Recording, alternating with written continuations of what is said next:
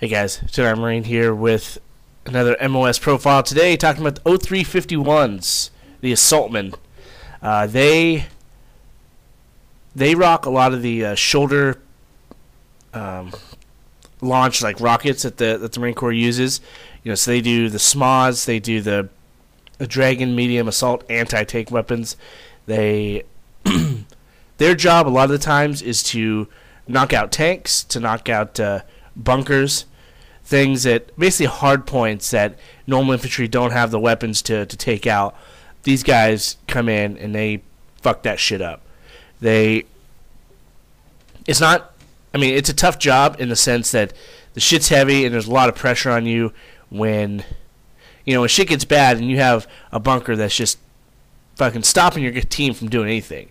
Your platoon cannot press forward because this machine gun emplacement, bunker, whatever it is fucking hammering down on you. These guys are responsible for getting their weapons in place to be able to take out that bunker. It appears, though, that they're not used a whole ton, at least currently, simply due to the fighting, just the style of fighting, because the Taliban and the insurgents in Iraq didn't really have bunkers per se or tanks per se, so there really wasn't a huge need for these guys, and it's my understanding that they a lot of times are used just as regular infantry. They take up other jobs that either may be needed to be filled, because if you're assaulting something but there's no need for shoulder mounted weapons, just rockets in general, then go to the next best thing and use your rifle.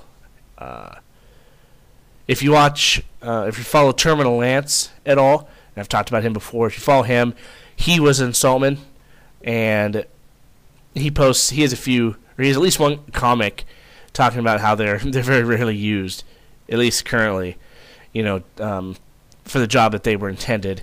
But I can guarantee if we go into a major battle or a major war,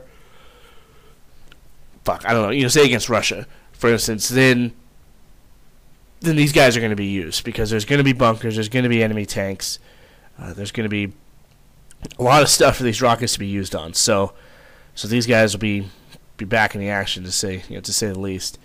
It's pretty